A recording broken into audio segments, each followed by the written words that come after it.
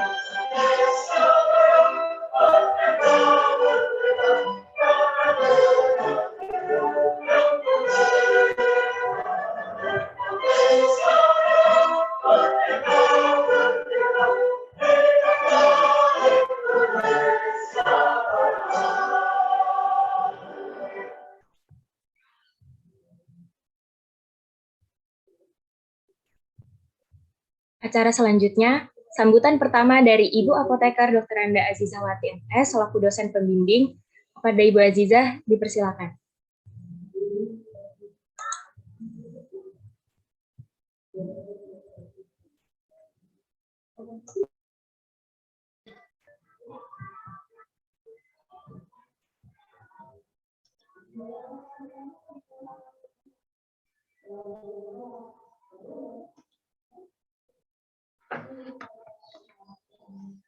pada moderator, Ibu ucapkan terima kasih.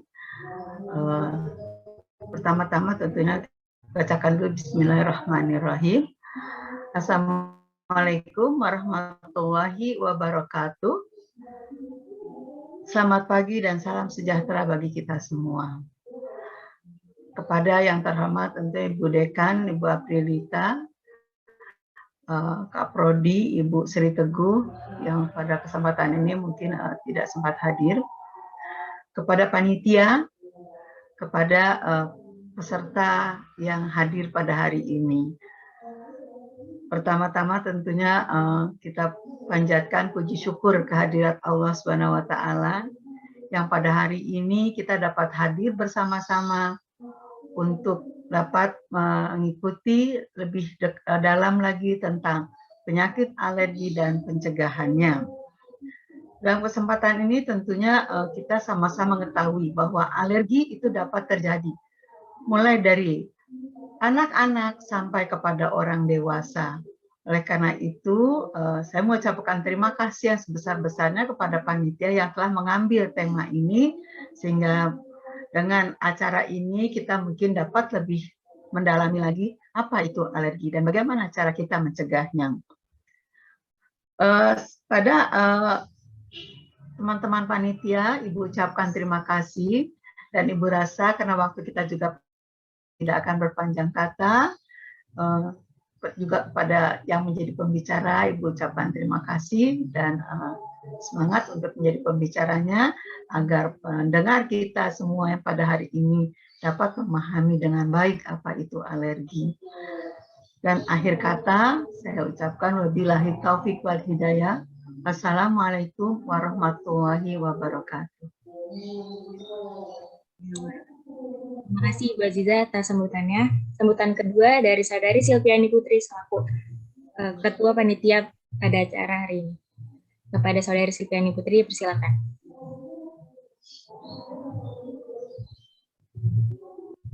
Terima kasih kepada Saudari Ivana.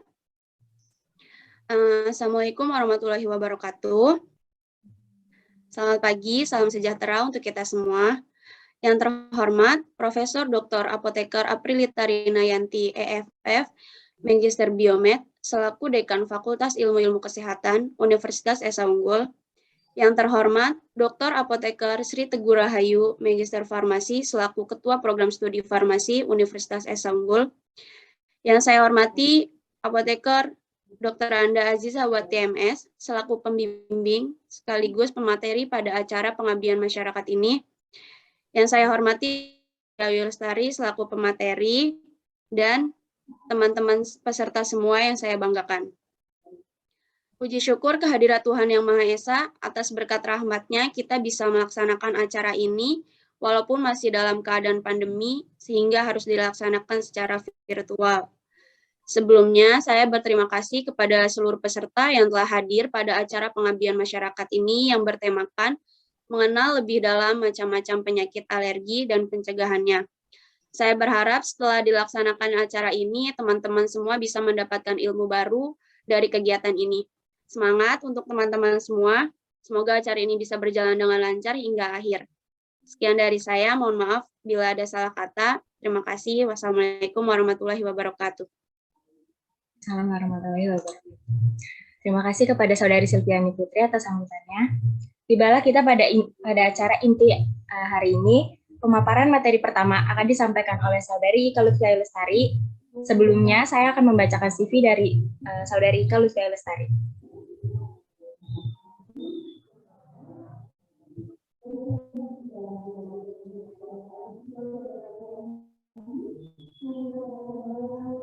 Ika Lutfi Lestari lahir di Banyumas 20 Agustus tahun 2000.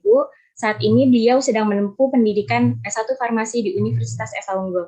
Kepada Saudari Ika Lutfi Lestari, saya persilahkan.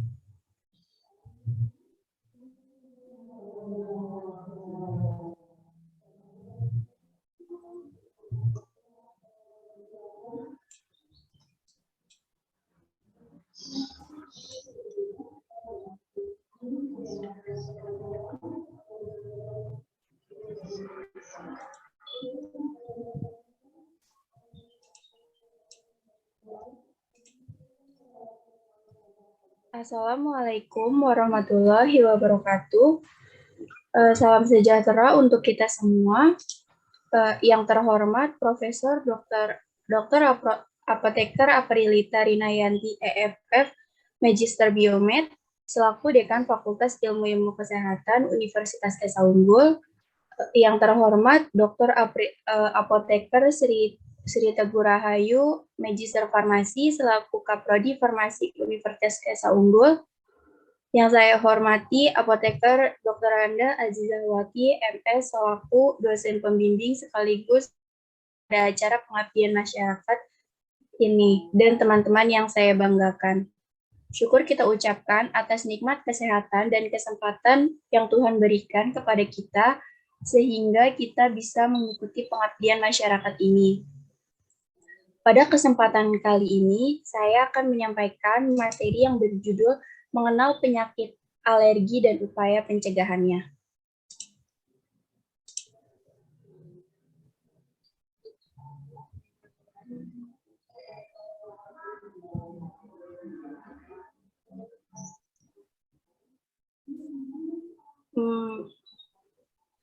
Apa sih alergi itu?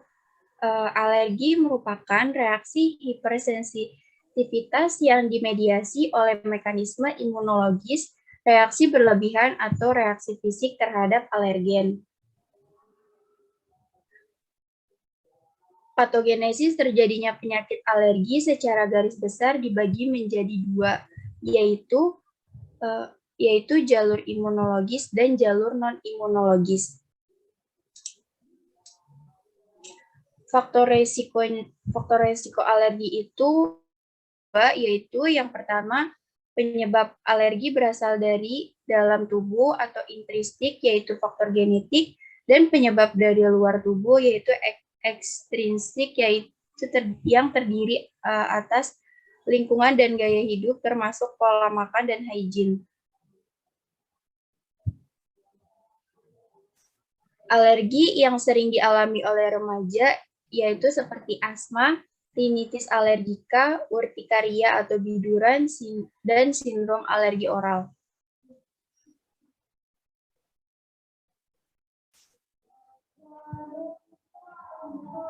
Penyakit asma yaitu suatu kondisi gangguan inflamasi kronis saluran nafas, episode wheezing atau mengi atau nafas berbunyi yang berulang, sesak nafas, rasa dada tertekan, dan batuk, khususnya pada malam atau dini hari.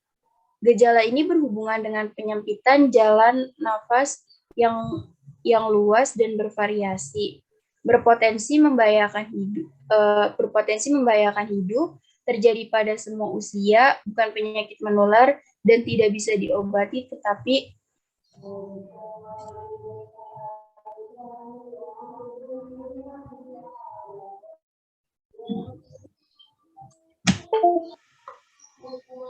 perubahan yang terjadi pada episode asma, yaitu penyempitan saluran nafas dan mudah sekali iritasi dikarenakan adanya proses inflamasi saluran nafas. Selanjutnya, saluran nafas menghasilkan mukus yang meningkat dan memiliki kekentalan yang tinggi. Dan otot polos saluran nafas mengerut dan membuat saluran nafas menjadi lebih sempit. Obat-obat yang digunakan yaitu seperti inhaler pereda, inhaler pencegah, dan steroid oral. Untuk upaya pencegahannya yaitu berhenti merokok, jangan memelihara hewan seperti anjing dan kucing, jemur dan tepuk-tepuk kasur secara rutin, hindari paparan asap rokok, debu, polusi udara, bau-bauan yang mengiritasi seperti parfum, obat semprot serangga, deterjen cucian. Penyakit selanjutnya yaitu rinitis alergika. Rinitis alergika merupakan penyakit inflamasi diawali dengan tahap sensitasi dan diikuti dengan reaksi alergi. Tampak adanya dilatasi pembuluh darah dengan pembesaran sel goblet dan sel pembentuk mukus. Terdapat juga Terdapat juga infiltrasi eosinofil pada jaringan mukosa dan submukosa hidung. Gejalanya itu seperti serangan bersin berulang sebagai akibat dilepaskannya histamin, hidung tersumbat, rinorea yang encer dan banyak, hidung dan mata gatal yang kadang-kadang disertai dengan lakrimasi. Obat-obat yang obat-obat yang digunakan yaitu golongan antihistamin oral, contohnya seperti akrivastin dan cetirizin. Golongan kortikosteroid intranasal, contohnya seperti budesonid dan triasinolon. Selanjutnya, golongan antagonis leukotrien, contohnya seperti Pranlucas dan Montelukast. Untuk upaya pencegahannya yaitu jaga kebersihan selimut, bantal, dan kasur, bersihkan debu secara menyeluruh di ruang kamar tidur, kurangi kelembapan ruangan, serta membangun ventilasi yang baik di dalam rumah, dan bersihkan rumah secara teratur. Penyakit selanjutnya yaitu urtikaria atau biduran. Urtikaria atau juga dikenal dengan istilah biduran merupakan kondisi di mana terdapat adanya lesi pada kulit yang meninggi dan gatal. Gejala urtikaria seperti bentol, kemerahan, dan gatal. Obat-obatan yang digunakan yaitu seperti loratadin, metilprednisolon, doxepin, omalizumab, Montelukast, dan siklosporin. Untuk upaya pencegahannya, kita dapat menghindari beberapa hal yang bisa memicu biduran, yaitu kontak dengan binatang, penggunaan parfum, suhu panas atau dingin, atau paparan bahan kimia tertentu. Membuat catatan food diary untuk mengingat makanan apa saja yang dapat menyebabkan biduran. Mencatat obat yang dipakai sehari-hari karena beberapa obat juga dapat menimbulkan biduran. Penyakit selanjutnya yaitu sindrom alergi oral. Sindrom alergi oral merupakan reaksi alergi dengan kumpulan gejala gatal pada bibir, lidah, langit-langit mulut, dan tenggorokan, dengan atau tanpa bengkak dan atau rasa menggelitik pada daerah tersebut. Obat-obat yang digunakan yaitu golongan antihistamin oral, contohnya seperti difenhidramin, cetirizin, dan loratadin. Upaya pencegahannya itu seperti cari tahu apa jenis makanan yang membuat alergi, terus konsultasi ke dokter spesialis alergi, dan bila sudah tahu apa alerginya, cobalah mengonsumsi makanan itu tetapi dalam bentuk lain. Sekian materi yang saya sampaikan, kurang lebihnya mohon maaf. Wabillahi taufiq wal hidayah. Wassalamualaikum warahmatullahi wabarakatuh. Waalaikumsalam warahmatullahi wabarakatuh. Terima kasih kepada Saudari Ika atas pemaparannya. Selanjutnya, pemaparan materi kedua akan disampaikan oleh Ibu Apoteker Dr. Anda Azizawati MS. Sebelumnya, saya akan membacakan CV dari beliau terlebih dahulu.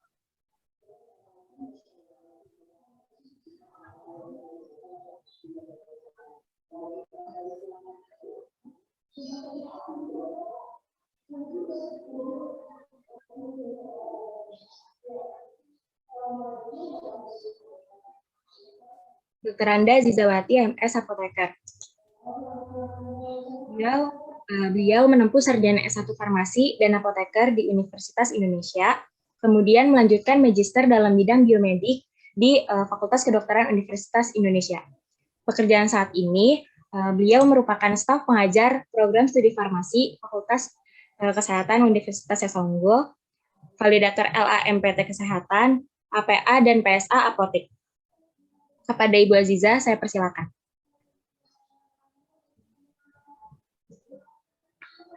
Terima kasih kepada moderator.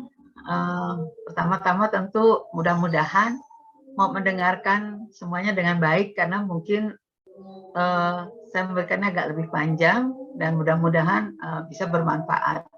Izin untuk screen saya. Biar saya pakai ini saya sendiri ya, panitia. Saya punya sendiri, karena ada sedikit yang saya rubah-rubah. Saya sendiri ya, saya share sendiri. Baik, Bu.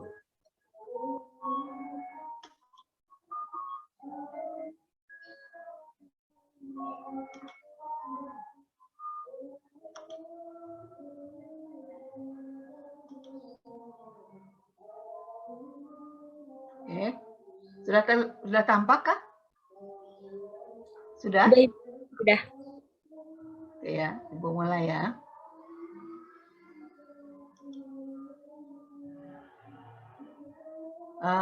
Ibu akan memberikan judul yang sama, itu penyakit alergi dan upaya pencegahan. Pengertian alergi.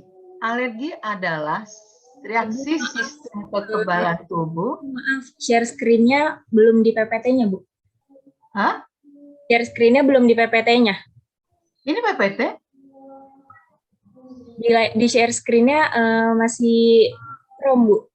Oh, masih belum? Ya. Kenapa ya? Coba kita balikin.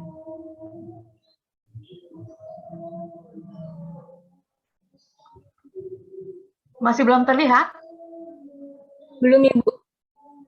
Coba sebentar ya, saya lagi.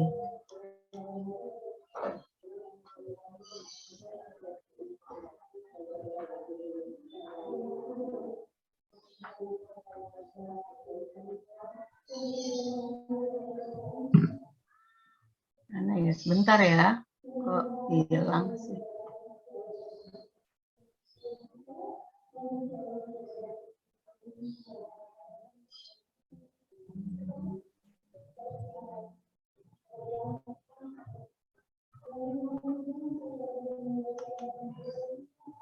Sebentar ya, sebentar. Kak? Kak? Kak? Kak? Kak?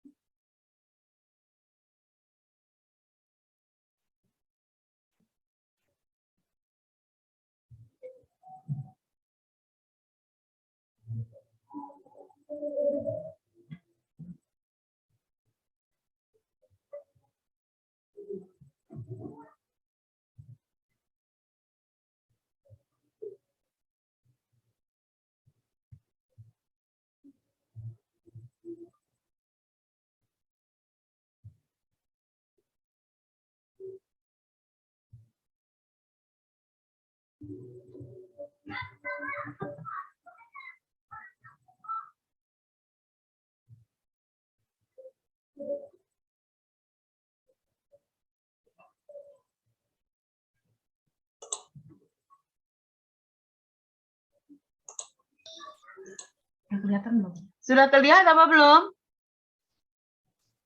Belum muncul. Halo? Belum muncul.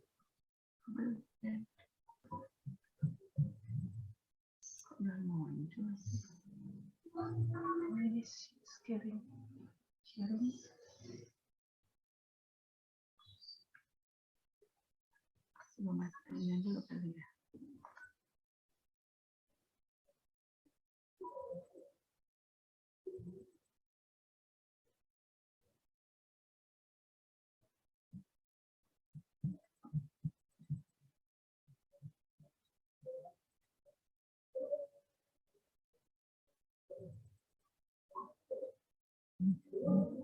Sudah muncul apa belum? Belum, Ibu. Masih belum? Kok nggak bisa muncul ya? Kamu harus ini saya udah keluar. Kalau di Ibu sih udah keluar. Semua Ya. belum muncul. Belum, Ibu. Coba ya. Live dulu, masuk lagi.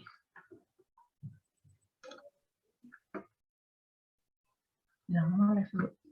Maaf Ibu, live dulu ya sebentar ya. Baik, Bu.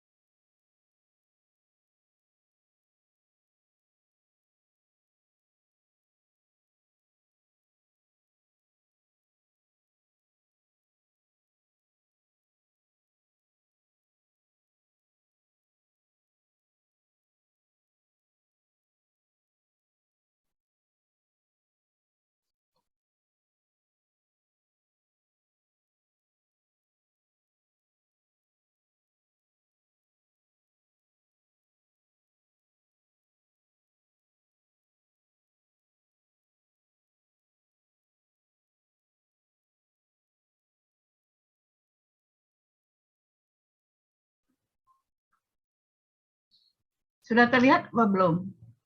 Sudah, Bu. Alhamdulillah, makasih ya. Ya, namanya ibu-ibu, kadang-kadang jadi bingung. Aku lagi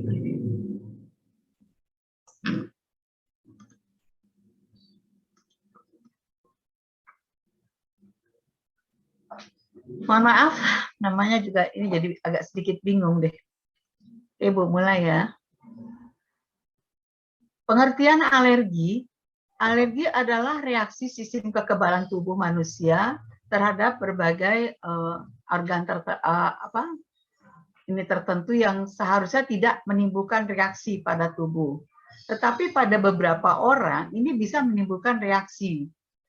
Reaksi tersebut dapat muncul dalam bentuk pilek, ruam-ruam, kulit gatal, sampai ke sesak nafas.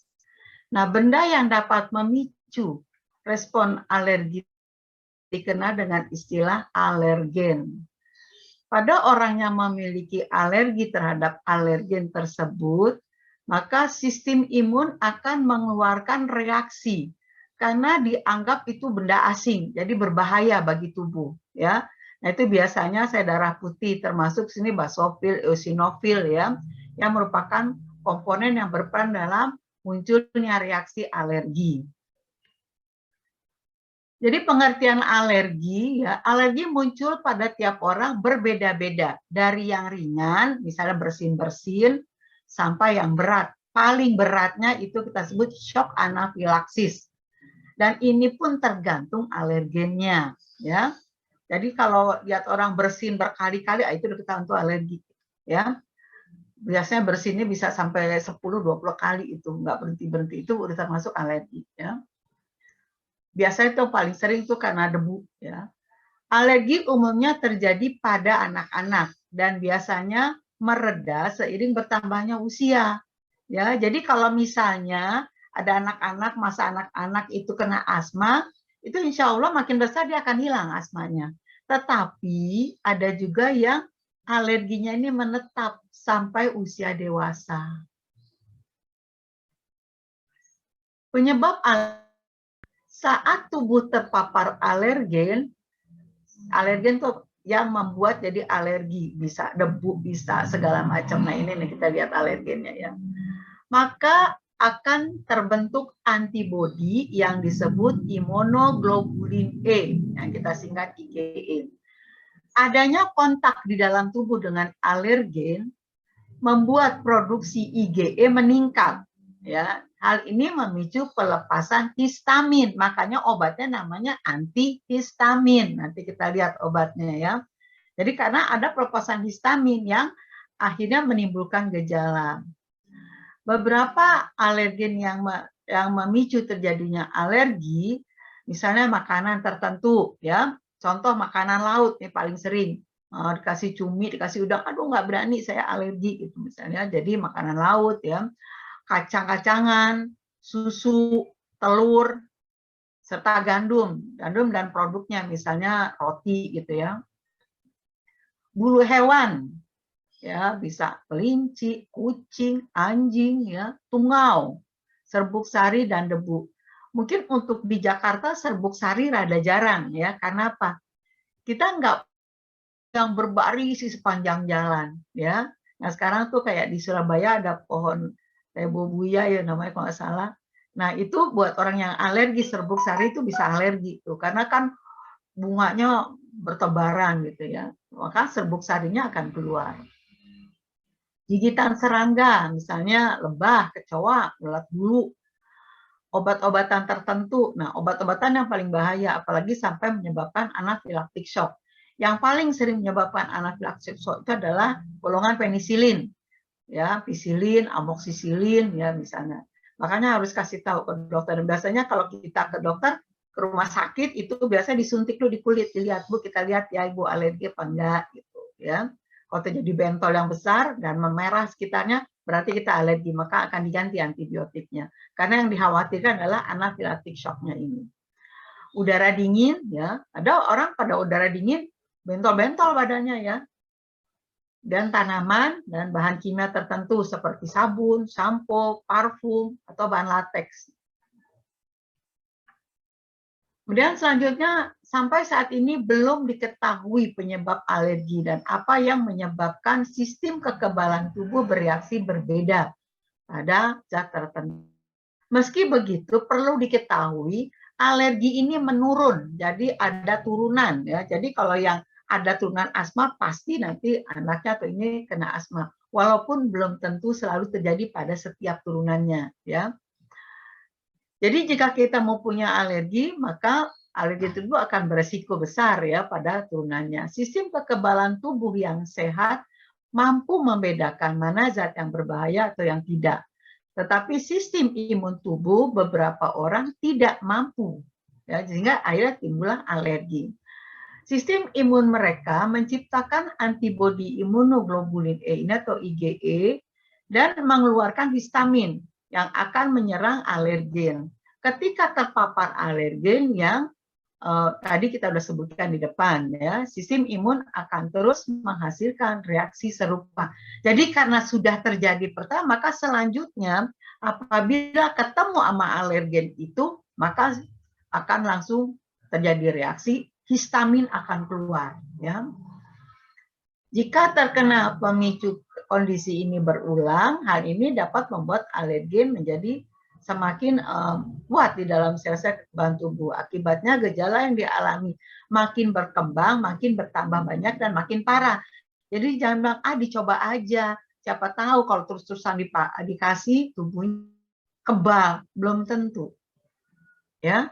Jadi jangan membayangkan dikasih terus, kasih terus. Jadi misalnya alergi sama susu, minumin aja terus susu, belum tentu, ya, bisa-bisa makin parah, apalagi obat, ya, obat itu kalau dikasih terus bukannya makin hilang, makin parah bisa-bisa, ya. Gejala alergi, ya, yang umum dirasakan itu ruam merah pada kulit, gatal, ya, dan bersin, batuk, sesak nafas, hidungnya berair, bengkak pada bagian tubuh yang terpapar alergen, misalnya wajah, tenggorokan, kuping, hidung, ya, itu pernah itu, ya, kita sama-sama makan, ternyata ikan tongkolnya nggak bagus, kebetulan ibu tidak makan ikan tongkol, itu dia salah satu restoran Padang, yang makan, ya itu, kupingnya merah, hidungnya merah, yang satu lagi matanya berair-air, yang satu lagi diare. Wah, jadi 3 orang yang makan ikan tongkol itu beda-beda munculnya. Ada yang sesak nafas, ada yang terjadi pembengkakan, merah, ada yang diare. Ya, jadi tidak sama orang munculnya alergi tadi. Ya, gejala bisa ringan hingga sedang. Gejala yang berat yaitu kita kenal sebagai shock anafilaksis yang bisa menyebabkan kematian. Apa saja gejala shock anafilaksis? Sesak nafas yang berat, pusing, tekanan darah turun drastis. Itu makanya dikhawatirkan terjadi kematian. Mual muntah, ruam merah yang meluas pada kulit, denyut nadi yang cepat tapi lemah, pingsan dan tidak sadarkan diri. Itu kenapa Ibu katakan ini paling sering oleh karena dari obat, makanya biasanya untuk jaga-jaga kita kalau mau disuntik atau diberikan antibiotik, dokter suka ngecek. Kalau kita sudah tahu kita alergi misalnya dengan amoksisilin, pada saat kita sakit kita harus ingatkan ke dokter, saya alergi penisilin. Jangan lupa itu, ya. Karena kalau tidak kita ingatkan, dokter tidak tahu, dikhawatirkan terjadi shock anafilaksis. Sebetulnya bukan hanya penisilin, tetapi kalau kalian ini yang email mungkin tahu yang namanya antibiotik golongan beta-lactam. Ya, jadi masuk juga ceftazidime, hidroksil, sorry. Jenis-jenis alergi. Yang pertama, alergi makanan, ya, disebabkan oleh reaksi sistem imun yang berlebihan terhadap bahan makanan. Makanan yang dapat memicu tadi sudah disebutkan, ya, makanan laut, kacang, telur, dan sebagainya. Yang kedua, kulit, alergi pada kulit. Alergi pada kulit dipicu oleh banyak alergen, mulai dari tungau, makanan, udara, ya, penggunaan produk berlatek, logam, ya, air yang tidak bersih, ya. Contoh yang tidak bersih, salah satu ada pasien ibu nggak boleh kena hujan gerimis. Kan kalau hujan gerimis itu masih bawa partikel debu kan yang ada di udara, langsung badannya biduran. Tapi kalau dia kena air hujan yang udah hujan lebat, nggak apa-apa. Karena air hujan yang udah lebat itu airnya udah bersih. Ya. Alergi pada kulit yang sering terjadi itu kita sebut eksim atau biduran. Bedanya eksim gejalanya kemerahan, iritasi, dan kulitnya kering. Jadi kayak busik juga, tapi dia kering. Tapi kelihatan itu. Ya. Sedangkan biduran itu bentol-bentol kemerahan. Ya. Jadi dia bentuknya bukan lesi, tapi bentol-bentol gitu. Kadang-kadang bentolnya meluas. Jadi contohnya pembicara sebelumnya ya kelihatan tangannya yang tebal-tebal itu merah. Alergi obat yang menjadi pemicu adalah utamanya adalah antibiotik penisilin. Ya. Ada juga karena obat antikonvulsan yang untuk kejang atau anti radang seperti ibuprofen, aspirin, ada juga Novalgin, yang paracetamol itu banyak, tapi itu tidak pada semua orang. Alergi lateks atau bahan karet, ini misalnya nggak bisa itu pakai sarung tangan yang dari lateks itu, ya langsung gatal, ya ruam-ruam. Dan yang keempat, yang termasuk jenis alergi lagi adalah dermatitis kontak, merupakan peradangan pada kulit yang dipicu oleh alergen yang menyebabkan iritasi. Reaksi ini biasanya muncul pada area tubuh yang tersentuh, jadi yang kena ya, yang enggak gitu. Pemicu yang paling umum adalah bahan kimia ya, atau tanaman ya, termasuk poison ivy. Kulit yang terdampak umumnya mengalami ruam nyeri atau terlihat terpenuhi luka lepuh. Contohnya orang yang nggak tahan sama deterjen, ya itu kan nggak kemana-mana, cuma daerah tangannya gitu atau kakinya gitu ya. Kemudian pada mata dan hidung. Jadi pada mata dan hidung biasanya disebabkan oleh alergen yang terhirup. Contoh pada mata itu ada salah satu pasien ibu juga nggak boleh terlalu lama di ruang AC. Begitu dia lama di ruang AC, matanya langsung merah dan berair. Ya dia alerginya bukan ke badannya. Kalau ibu, jujur, kalau ibu AC-nya kedinginan, ibu kegatelan. Nah itu ya. Nah, kalau ini ada lagi yang matanya berair, merah. Kayak orang sakit mata. Nah, itu contoh juga alergi. Begitu dia keluar, kena panas lagi, hilang mata merahnya. Ya. Bisa juga karena debu, serbuk sari, dan sebagainya. Ya. Kemudian kalau pada hidung, ya itu biasanya timbul bersin-bersin, gatal hidungnya, atau hidungnya tersumbat. Ya. Dan hewan atau gigitan serangga. Alergen pada hewan dasarnya bukan dari bulu hewan, tetapi melainkan dari air liurnya, ketombe atau feses, atau air kencingnya yang menempel pada bulu.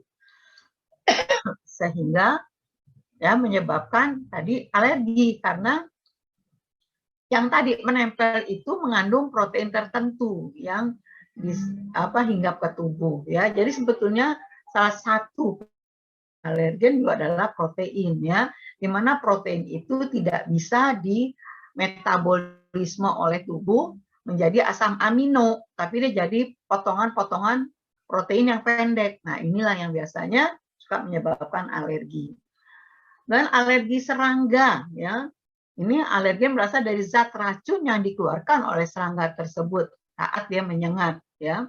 Zat tersebut sebenarnya tidak berbahaya, tapi sistem imun tubuhlah yang menganggapnya sebagai ancaman sehingga berbahaya bagi tubuh. Siapa saja yang berisiko memiliki alergi? Yang pertama tentunya riwayat keluarga, tadi kemungkinan turunan, ya. Jadi kalau ada anggota keluarga yang alergi, kemungkinan ada, tapi mungkin tidak sama alerginya. Yang biasanya masih sama itu asma. Tetapi kalau yang lain biasanya suka beda-beda. Masih kanak-kanak. Kanak-kanak ini anak-anaknya resiko alerginya tinggi, ya. Tapi biasanya akan berkurang semakin bertambahnya usia. Atau yang penderita asma. Kadang-kadang penderita asma alergi juga terhadap beberapa yang lain. Ya, biasanya yang penderita asma tuh pertama dia akan alergi pada debu atau pada dingin, ya. Mulainya apa? Dia akan bersin, batuk, barulah dia akan terakhirnya makin parah menggi, ya. Tadi yang disebutkan temannya terjadi penyempitan pada saluran nafasnya. Oleh karena itu, biasanya pencegahannya begitu dia mulai bersin, begitu dia mulai ada batuk-batuk, kasih langsung obat batuk. Sekarang obat batuk itu kan yang dijual udah ada anti alerginya. Ya, kalau kita baca apa sih ada klorfeniramine maleat atau diphenhidramin, pasti sudah ada. Sehingga dia dengan segera dapat tertangani. Jangan ditunggu sampai keburu mengik, ya. Itu udah susah ngobatinya juga. Mengetahui penyebab dan cara menangani alergi kulit. Nah, Ibu lebih ke arah kulit karena paling banyak alergi kulit, ya. Alergi kulit ditandai dengan kulit kemerahan, muncul ruam, gatal, ya. Dan kondisi ini dapat disebabkan oleh berbagai hal, ya. Dan terjadinya bertahap atau secara tiba-tiba. Alergi kulit atau yang kita sebut dermatitis kontak alergi, ya. Reaksi alergi dapat terjadi ketika tubuh terpapar dari unsur yang dianggap berbahaya oleh sistem kekebalan tubuh, ya. Mana terjadinya alergi kulit? Reaksi alergi tidak langsung muncul ketika pertama kali alergen. Pada paparan berikutnya, kekebalan tubuh hanya mengingatkan sebagai sesuatu yang berbahaya. Jadi awal pertama kena belum, tapi tubuh sudah mulai jaga-jaga nih, ada bahaya nih masuk gitu, ya. Nah, di situ mulailah terjadi, ya, terjadi reaksi pembentukan si antibodi tadi, ya. Nah, jika paparan alergen terjadi kembali, baru tubuh memberikan respon, ya, dengan pembentukan kekebalan terhadap alergen.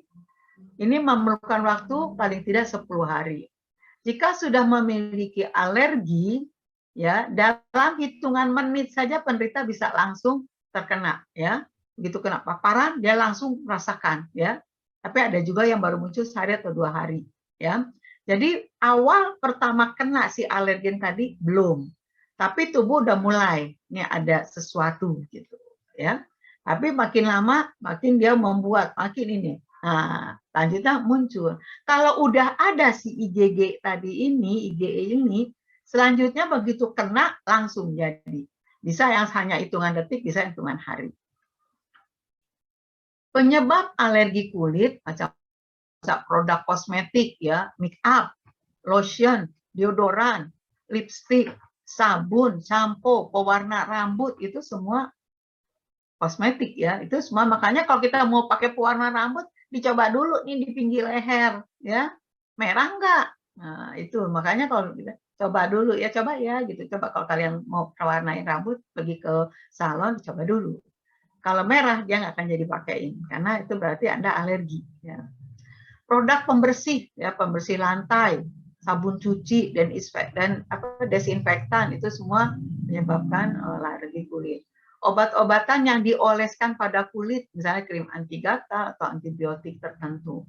Aksesoris yang terbuat dari logam, ya, kita pakai nih, ya, nggak usah pakai yang emas, pakai ini karena keren-keren sekarang aksesoris. Taunya lehernya merah semua, tangannya merah, ya. Jam tangan, coba pakai jam tangan kelamaan, tiba-tiba timbul gatal atau merah, ya. tanaman ya, daunnya, batangnya atau serbuk sarinya. Lateks dari karet misalnya tadi sarung tangan atau kondom ya. Semprotan serangga, parfum ya. Saya pernah mengalami yang parfum semprot, taunya ini leher pada merah ya. Nah itu ibu nggak pakai lagi. Bagaimana cara menanganinya? Ya, pertama hindari pemicu alergi ya.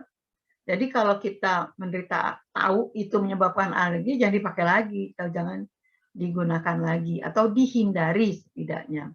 Yang kedua, gunakan lotion kalamin atau krim hidrokortison. Ini bisa dibeli bebas di apotek ya. Udah ini berfungsi mengurangi gatal. Ya, lotion kalamin mengurangi gatal. Kalau krim hidrokortison tadi itu yang bentol-bentolnya itu bisa ikut hilang karena dia disebutnya anti-inflamasi. Ya, anti mengurangi bengkak-bengkak ya. Itu bisa, dan itu bisa dibeli bebas atau bisa juga dengan resep dari dokter. Yang penting kalau mau beli bebas tanya ke apotekernya. Menjalani imunoterapi ya, ini untuk alergi yang berat ya, yang tidak sepenuhnya hilang dengan obat yang tadi kita beli ya. Nah, pengobatan ini dilakukan tentunya dengan biasanya mengkonsumsi obat-obatan yang imunoterapi. Nah, kalau udah darurat itu terpaksa pakai epinefrin ya atau adrenalin. Nah, itu biasanya dokter tuh sama dokter. Dia selalu jaga-jaga. Kemana dia pergi, dia pasti bawa adrenalin atau epinefrin. Karena apa? Kalau terjadi tadi shock anafilaktik, langsung disuntik.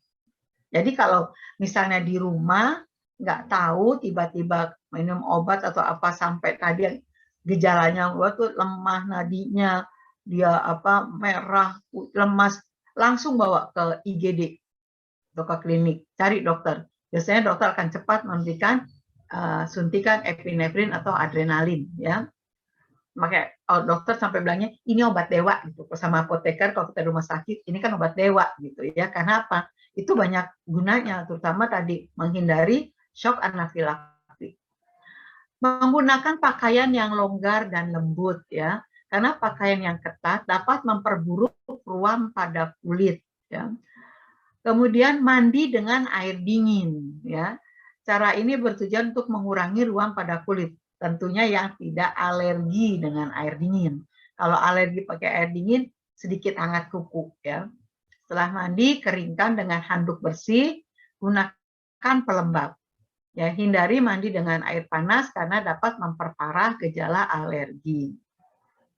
Karena banyak ibu tidak baca ini. Nah, macam-macam alergi kulit. Macam alergi kulit itu banyak ya. Atopik atau kita kenal eksim ya. Ini jenis dari alergi kulit ya, bisa terjadi pada anak-anak ya. Kondisi ini juga bisa terjadi pada orang dewasa ya. Ini biasanya kulitnya kering, merah, gatal, dan iritasi. Jadi jangan bayangkan eksim itu tuh hanya eksim basah yang kayak luka basah gitu. Ada eksim kering, itu biasanya tandanya gatal, kulit kayak bersisik, ya, bintik-bintik. Tapi dia nggak banyak itu berkerumun gitu. Ya, itu eksim, tapi namanya eksim kering dia. Itu karena alergi. Kebanyakan kasus eksim ini disebabkan oleh faktor genetik atau adanya riwayat penyakit eksim di keluarga. Ya. Eksim juga sering dikaitkan dengan asma, rinitis alergi, atau alergi makanan. Yang kedua, dermatitis kontak alergi. Dermatitis kontak alergi terjadi pada kulit jika bersentuhan langsung dengan alergen. Contohnya tadi logam, parfum, ya, karet, tadi lateks, ya, perhiasan. Nah itu bisa. Jadi dia gejalanya itu merahan, gatal, tapi biasanya pada tempat di mana terjadi kontak tadi. Yang ketiga, dermatitis dishidrotik ya. Penyakit ini dinamakan juga pompolix ya. Jenis dermatitis yang terjadi pada tangan dan kaki ya biasanya adalah kulit kering dan gatal. Seringkali bisa melepuh. Kulit yang melepuh ini akan terasa nyeri. Penyebab dari dermatitis dishidrotik ini belum diketahui dengan pasti ya. Tapi biasanya orang ini memiliki jenis kulit yang lembab gitu ya, mudah berkeringat. Nah, itu yang sering terjadi ya.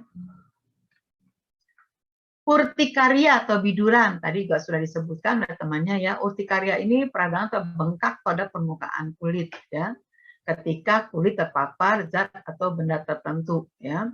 Ini cerita, satu hari anak ibu pulang dari sekolah, badannya entol-bentol itu, urtikaria, biduran penuh gitu. Ditanya kenapa?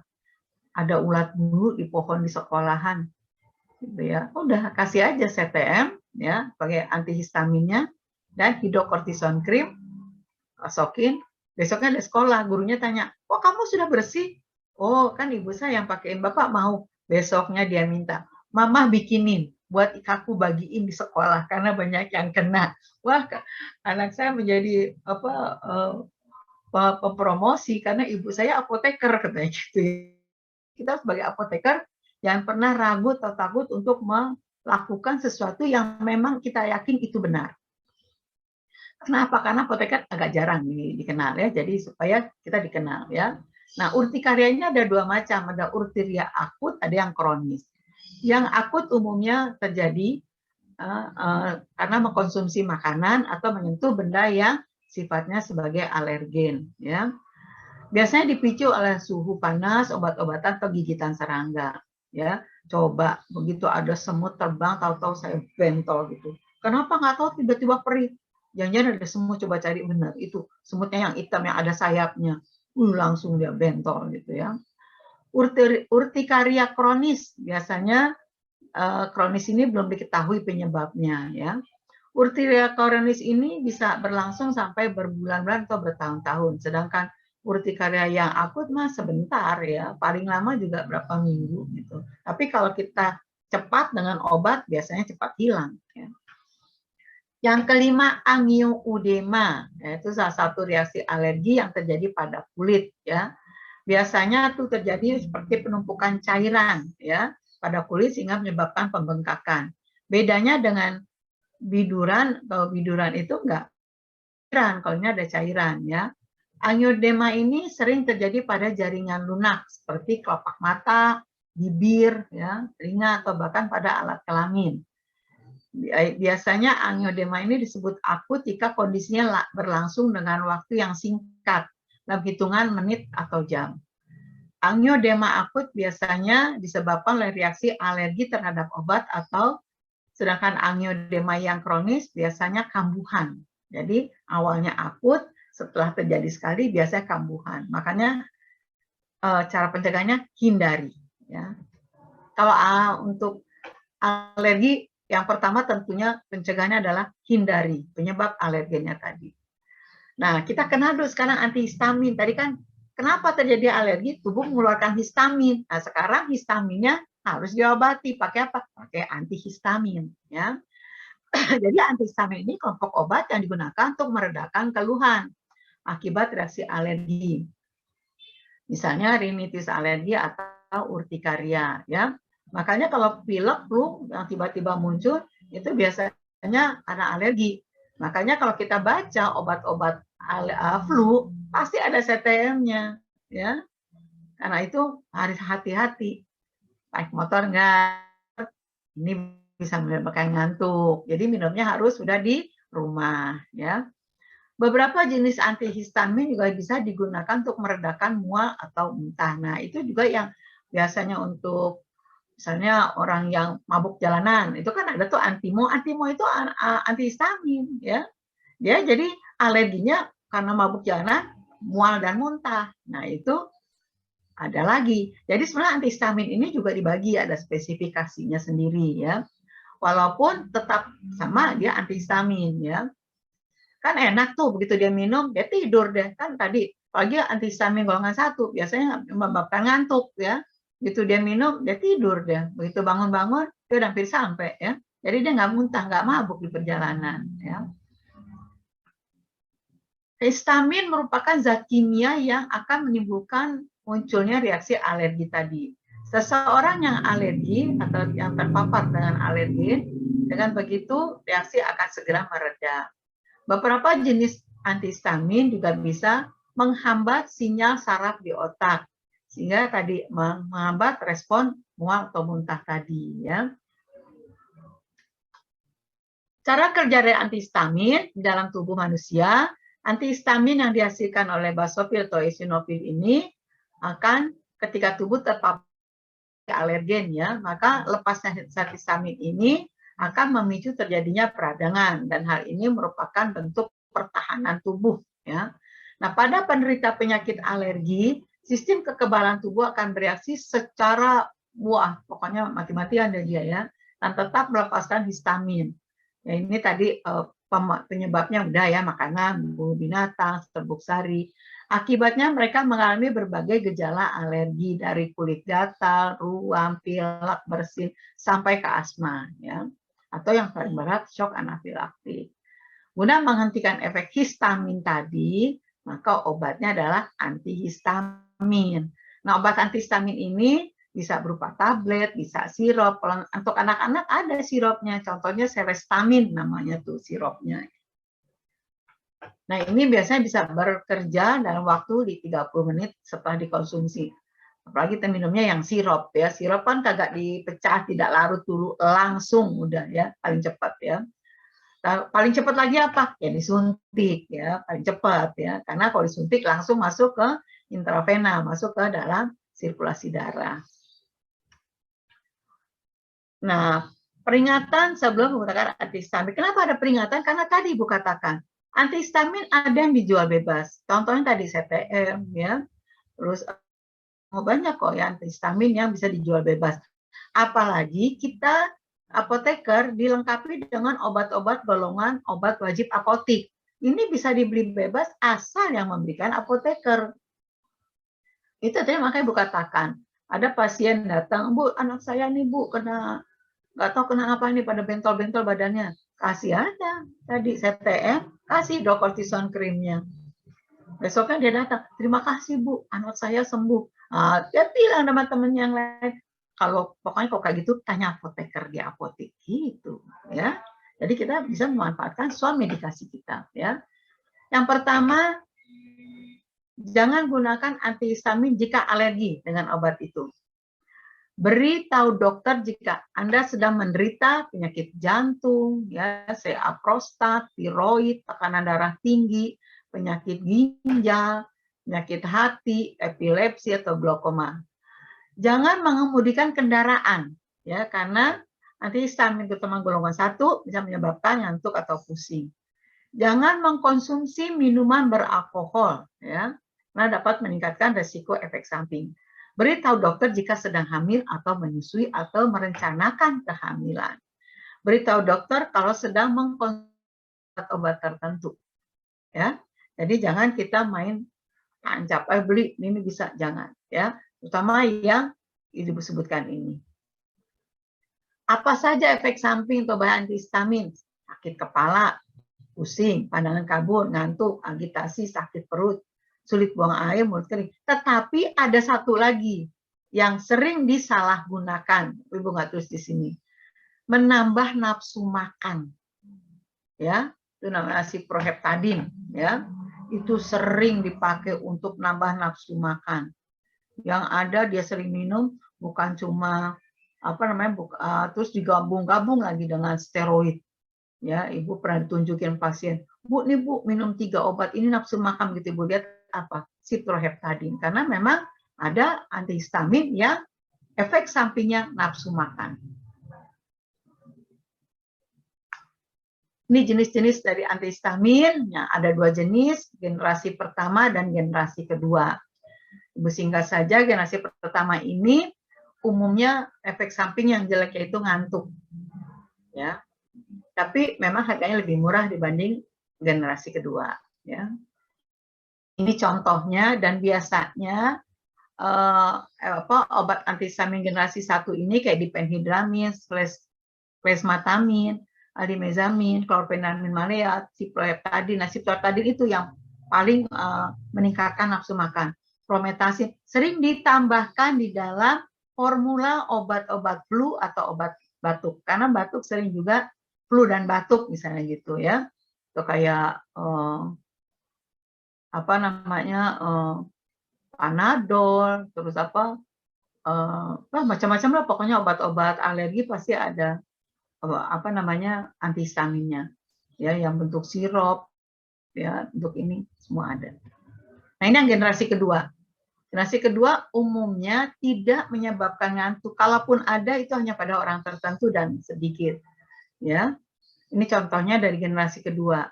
Terutama loratadin, cetirizine itu paling sering dibeli orang. Kenapa? Karena kalau dia flu, maka dia tidak akan ngantuk dan masih bisa bekerja atau membawa kendaraan.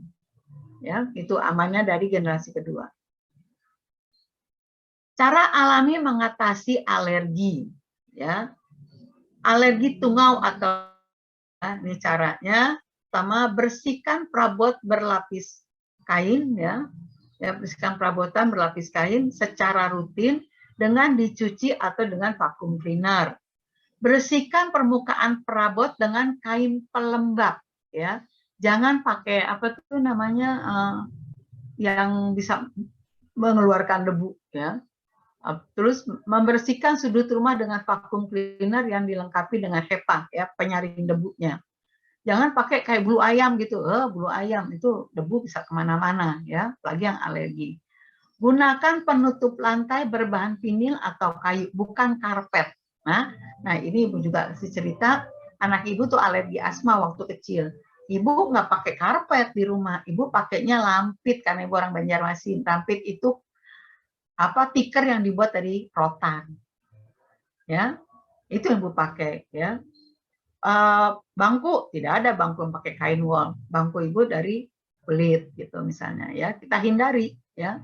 Kasur jangan pakai kasur kapuk, ya. Jadi kita harus menghindari itu. Gunakan bantal atau selimut berbahan sintetis.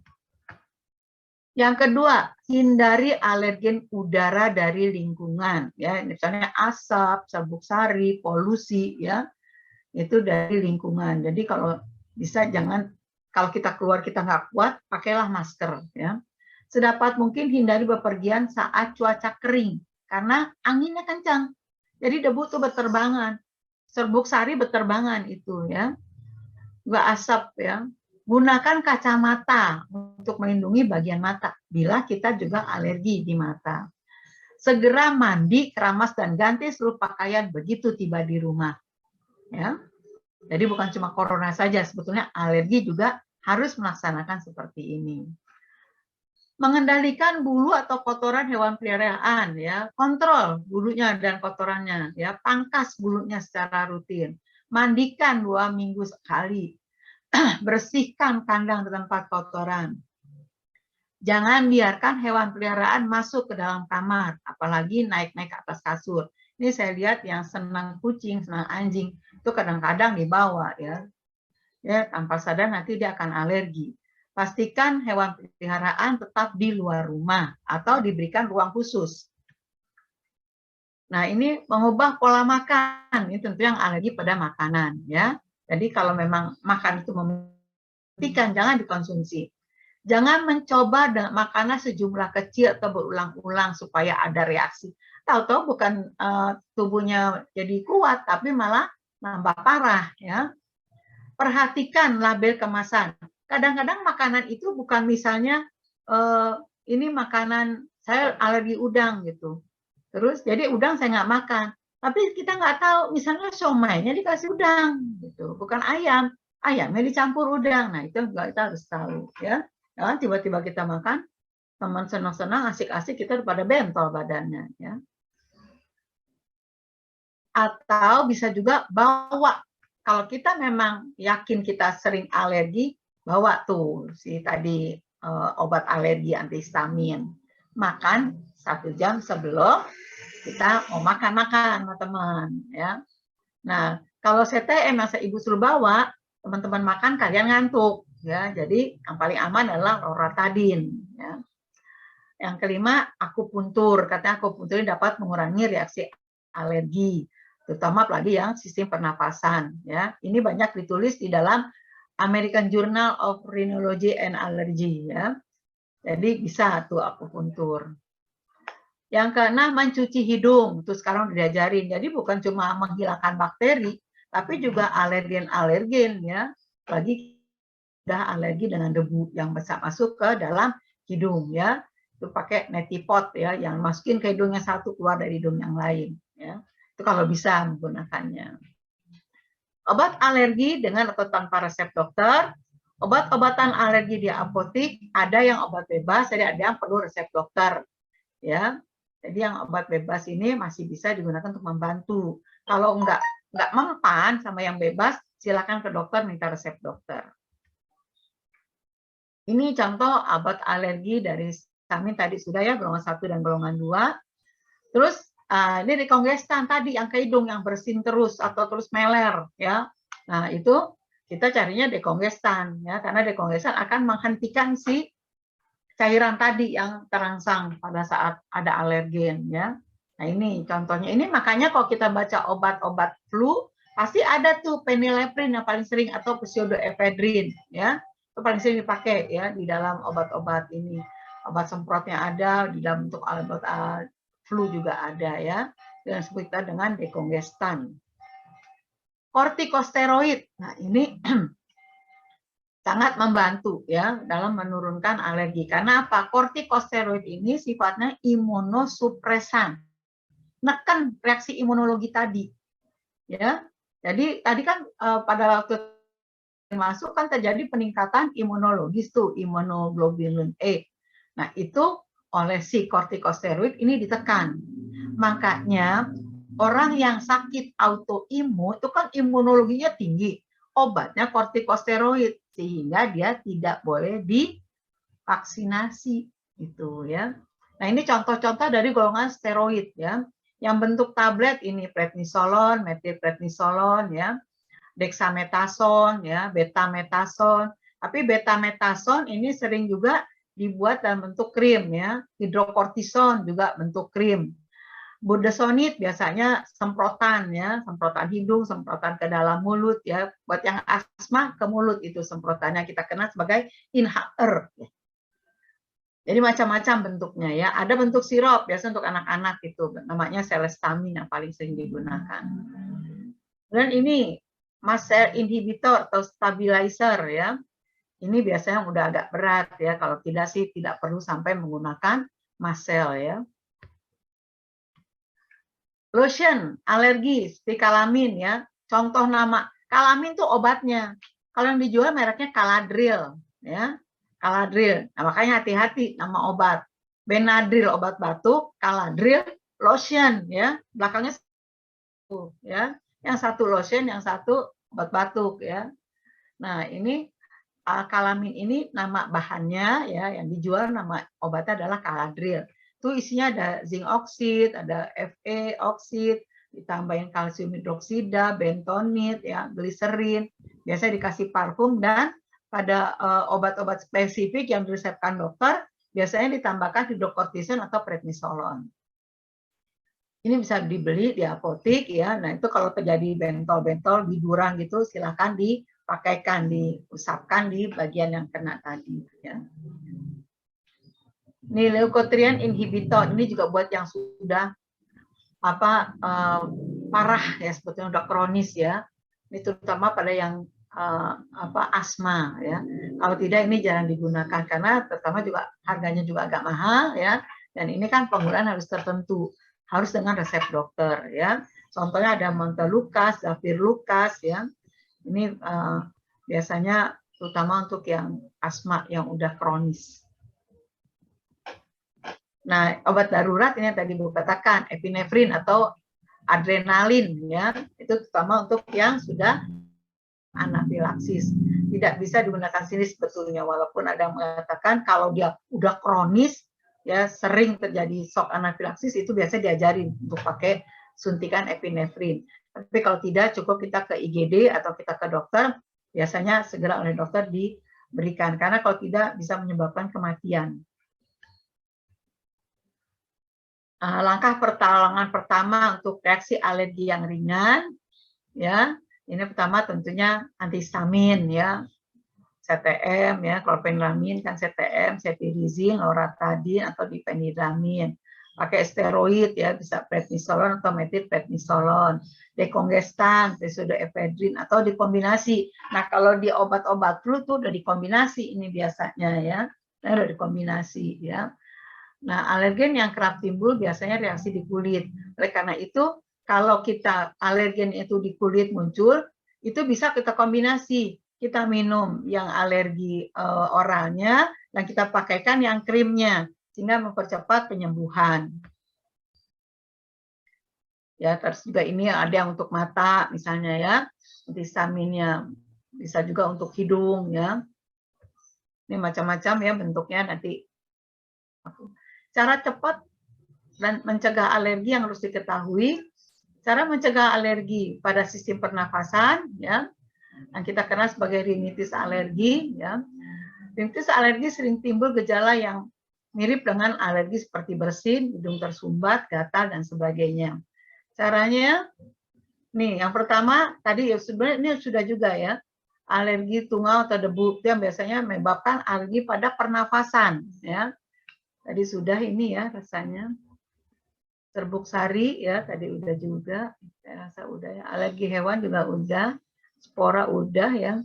Alergi makanan, nah untuk alergi makanan ini dibedakan ya. Mencegah alergi pada masa kecil, nah apalagi masih bayi, itu sebetulnya yang paling bagus adalah pemberian ASI oleh si ibu. Karena ASI ini membantu perkembangan imunitas dari si anak.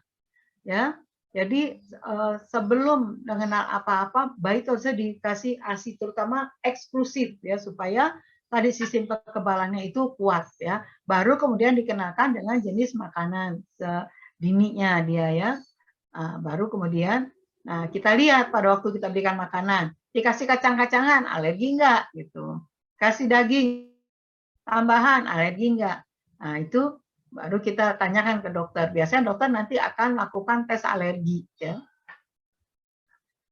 Mencegah alergi saat dewasa. Nah ini dewasa ya beritahukan orang sekitar Anda kalau Anda alergi makanan ya. Sorry saya alergi cumi atau saya alergi udang gitu ya. Saya alergi telur gitu. Beri label aman dan berbahaya di dalam lemari penyimpanan ya. Ini aman buat saya, ini bahaya ini buat saya gitu. Baca daftar komposisi dari kemasan ya yang tadi Ibu katakan. Ya, apa nih wah ini enak nih apa namanya sop apa kepiting, taunya dalam kepiting ada yang lainnya gitu ya yang menyebabkan alergi misalnya. Tidak mencampur adukan tempat penyimpanan makanan ya, supaya tidak terjadi pindah-pindah. Menyediakan piring, gelas, alat makan sendiri. Ini dikhawatirkan kondisinya nggak bersih ya. Menjaga alat makan agar tidak menyentuh makanan pemicu alergi. Misalnya alergi susu ya, tapi menggunakan pisau yang menteganya dibuat dari susu untuk ambil selai kan ke bawah mentega tadi. Ya, terus membersihkan dapur agar makanan penyebab alergi tidak berserakan. Masak makanan dan mencuci alat masakan secara terpisah dari yang menyebabkan alergi. Cara mencegah alergi pada kulit, ya langsung ini. Jadi udah gunakan sarung tangan bila Anda bersentuhan dengan air atau zat penyebab alergi. Gunakan sabun mandi berbahan lembut. Keringkan badan dengan cara ditepuk lembut, bukan digosok. Gunakan krim atau salep pelembut 2-3 kali sehari. Mandi dengan air suam-suam kuku, bukan air panas. Minum 8 gelas air putih sehari untuk menjaga kelembapan kulit. Hindari kegiatan yang membuat tubuh terlalu kepanasan atau kering.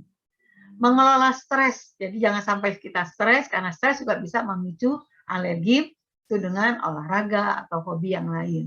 Sebisa mungkin jangan menggaruk area kulit yang gatal karena alergi. Untuk dermatitis kontak, hindari segala bentuk alergen yang menyebabkan iritasi. Gunakan masker, kacamata, sarung tangan, atau alat pelindung lain ya, untuk supaya terhindar kontak dengan si alergen. Gunakan krim atau gel untuk melindungi kulit dari alergen tertentu. Gunakan rutin untuk menjaga kesehatan kulit dan lapisan pelindung. Gunakan patch atau tambalan khusus untuk menghindari logam pada pakaian kita. Kalau kita alergi logam, misalnya pakai kalung, kita nih alergi nih yang bukan emas karena dia logam. Ya bajunya agak tinggi gitu. Kalau yang pakai jilbab dengan jilbab, jadi kalungnya di luar gitu, tertutuplah bagian badan kita. Gunakan pakaian yang longgar dan dari bahan alami seperti kapas, katun atau linen ya. Menggunakan pakaian dengan warna muda, jangan warna tua, karena warna tua berarti zat warnanya lebih banyak dibandingkan zat warna muda. Hindari pakaian dengan tanda non-iron atau anti kotoran, karena mungkin sebagai tanda bahwa itu ditambahkan bahan kimia. Jika kulit terkena zat pemicu alergi, segera bersihkan dengan air hangat yang mengalir dan sabun yang berbahan lembut. Tidak menggunakan perhiasan, terutama pada telinga atau bagian tubuh yang sensitif.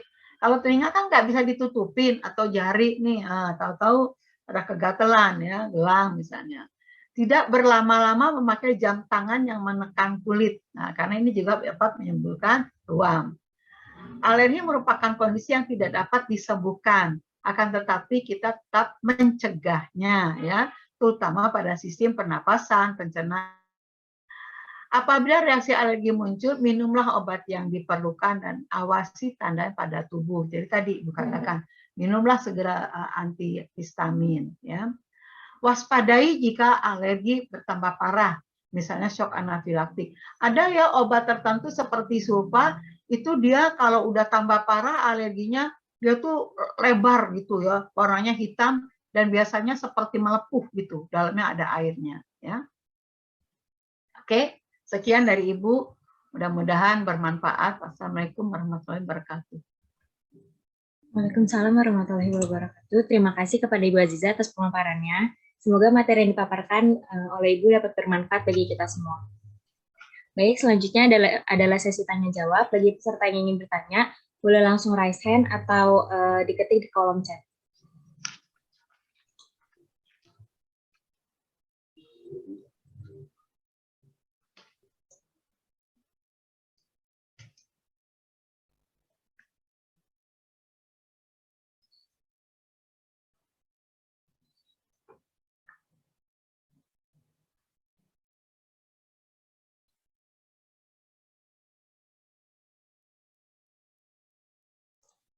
Bagi yang ingin bertanya di kolom chat, boleh dengan format nama underscore pertanyaan ya.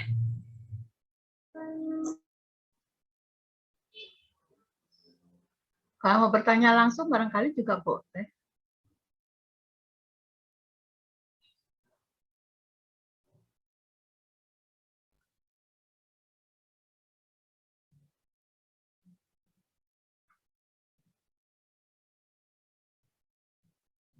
Apakah sudah cukup jelas sampai tidak ditanya terlalu lengkap ya?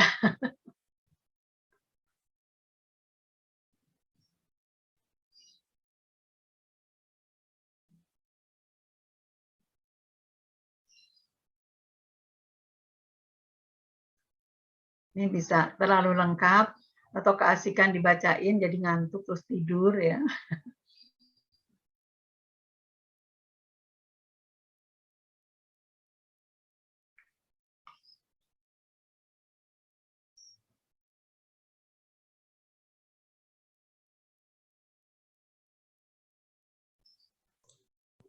Sudah ada satu pertanyaan yang masuk, Ibu, dari Nasya. Izin bertanya, terdapat kasus di mana ada seorang yang setelah mengkonsumsi obat-obatan seperti analgesik mengalami efek ruam pada kulit wajah. Apakah hal itu sebuah alergi terhadap obat-obatan tersebut? Lalu bagaimana cara mengatasinya? Ibu yang jawab? Oke, Ibu yang jawab? Oke, kalau Ibu yang jawab, betul. Itu termasuk alergi.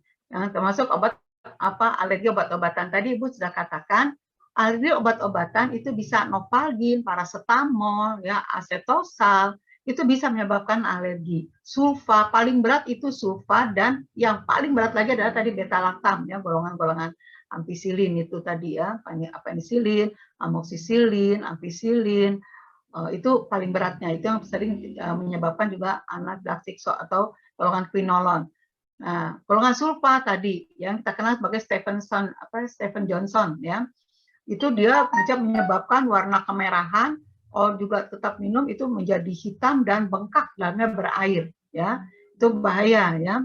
Nah, kalau yang ringan tadi timbul bentol-bentol, jadi bengkak ya di muka ya, itu memang termasuk alergi. Bagaimana cara pencegahannya? Tadi Bu katakan minum obat antihistamin, bisa dibeli di apotik, itu tadi yang Bu katakan loratadin, CTM, ya, itu bisa dibeli di apotik, dan gunakan bagian yang bentol tadi tambahkan hidrokortison krim, itu juga bisa dibeli. Yang penting ada apoteker di apotik, itu bisa, karena termasuk obat-obat doang. Ya, pakaikan yang bentol-bentol tadi. Ya, Ibu kasih contoh juga waktu itu ada pasien bawa anaknya tuh gemuk, jadi berkeringat, terus biang keringat itu muncul, itu termasuk alergi ya, karena dia nggak tahan dengan tadi keringat itu. Ya itu Ibu kasih CTM, karena anak kecil Ibu gerusin, Ibu bikin puyer, ya bungkusin kecil-kecil, ya kasih laktosa biar manis, kasih hidrokortison krim. Hanya butuh 1 hari, besoknya ibunya datang, Bu, lihat Bu, bersih anak saya Bu, tuh ya. Jadi sebetulnya untuk reaksi tertentu dia cepat, tetapi kalau nggak kronis kadang-kadang membutuhkan waktu. Ya, jadi itu jawaban saya Nasya. Jadi memang termasuk alergi ya. Cuma kalau sudah tahu saya alergi Novalgin atau paracetamol, jangan diminum lagi ya, karena tubuh udah membuat IgG-nya tadi ya, IgE-nya ya, sehingga kan takutnya makin lama makin bertambah parah. Jadi ganti aja. Kalau nggak tahan dengan paracetamol, ganti yang lain ya. Mungkin ada analgesik atau antipiretik lain yang bisa tidak satu rumus, itu mungkin bisa digunakan ya. Mungkin itu jawaban dari Ibu. Baik, terima kasih Bu. Untuk Nasya, apakah pertanyaannya sudah terjawab? Sudah Ibu, terima kasih banyak. Pertanyaan selanjutnya dari Hani, apa perbedaan penyakit alergi pada beberapa tingkat umur yang berbeda? Mungkin Saudari Ika ingin menjawab. Ya, izin menjawab untuk pertanyaan Hani. Perbedaan penyakit remaja dan umur lainnya kemungkinan akan berbeda. Contohnya seperti bayi, mungkin penyakit alergi yang sering terjadi yaitu alergi pada pencernaan, yaitu alergi susu. Kemudian alergi pada lansia, penyakit alergi yang terjadi yaitu pada penyakit pada kulit. Penyakit alergi pada waktu usia anak-anak lambat laun akan terbiasa dan sembuh seiring bertambah usia karena imun kita telah terbentuk. Seperti itu. Ibu tambahkan, betul ya. Ada yang berbeda, tapi ada juga yang sama ya. Misalnya alergi pada kulit itu nggak dibedakan dari anak-anak sampai orang tua, itu alergi kulit bisa ya. Tapi ada memang tadi alergi tertentu, misalnya tadi untuk bayi misalnya susu tadi gitu ya, bisa gitu ya. Tapi ada juga alergi yang sama dari anak kecil sampai orang tua, sama tadi contohnya alergi kulit ya, atau tadi asma. Asma anak kecil ada yang kena asma, orang tua pun ada yang akhirnya juga kena asma. Ada asma yang muncul pada saat kecil, ada asma yang muncul setelah dewasa. Ada yang dari kecil sampai dewasa tidak hilang-hilang asmanya. Itu tergantung bagaimana tubuhnya. Ya, itu mungkin. Ibu tambahin itu aja. Jadi betul memang ada perbedaan, tapi ada juga yang sama. Ya, untuk Hani. Baik, terima kasih Bu. Untuk Hani, apakah jawabannya sudah jelas?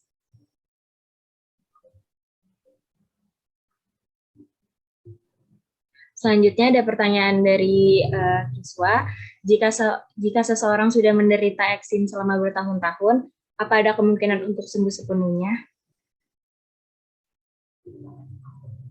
Mungkin dari Ibu Aziza atau Ika ingin menjawab. Eksim ini tadi dikatakan alergi tidak bisa disembuhkan, bisa dikurangi atau kita cegah jangan sampai bertambah banyak. Jadi apalagi kalau dia akut, jangan sampai dia menjadi kronis. Oleh karena itu yang pertama untuk penyakit alergi adalah cegah apa yang menyebabkan alergi tadi. Ya, apalagi kalau tadi eksim berarti kulit. Tadi yang Ibu katakan, bisa eksim kering, bisa eksim basah ya. Nah, itu makanya kita lihat apa yang menyebabkan si eksim ini bertambah parah. Jadi makanan apa? Hindari itu. Ya, obati.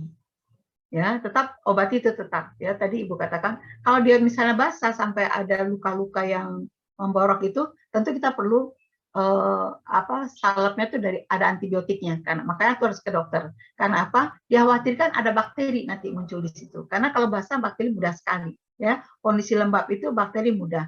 Kalau kering itu tidak. Kalau kering cukup dengan tadi krim-krim yang ada asam salisilatnya supaya keratolitik ya, menghilangkan bekas-bekasnya ya. Kemudian juga minumin steroid atau antihistamin. Tapi kalau yang basah itu yang kayak banyak umumnya di kaki, terutama pada anak-anak, cegah ininya. Karena nanti mudah-mudahan semakin besar, biasanya kalau anak-anak itu daya imun tubuhnya makin kuat, dia bisa akan hilang. Tetapi ingat, apa makanan yang bisa, misalnya dikasih ikan laut, ternyata malah gatalnya, nah itu kasihan anak itu. Jadi kita harus catat, makanya tadi terus catat apa makanan yang menyebabkan, kalau penyebabnya dari makanan. Ya, harus dicatat itu, apalagi tadi eksim. Jadi kalau ditanya apakah bisa sembuh, next kalau dari anak-anak makin besar dia bisa sembuh, tapi kalau dari dewasa mungkin tidak. Tetapi cegahlah apa yang bisa menyebabkan si eksim ini bertambah parah. Nah, itu jadi pada alergi pencegahan pertama adalah hindari. Yang lain itu berikutnya. Tapi hindari si alergennya ini, itu yang paling penting. Ya, karena Ibu kasih tahu anak Ibu masih kecil itu asma, tapi sekarang udah besar ini hilang asmanya. Ya, itu tadi Ibu katakan, hindari karpet. Jadi kalau ditanya apakah eksim ini bisa sembuh, kalau dari kecil gede bisa sembuh. Tapi kalau sudah dewasa kemungkinan tidak sembuh, tetapi kita kurangi, jangan bertambah parah.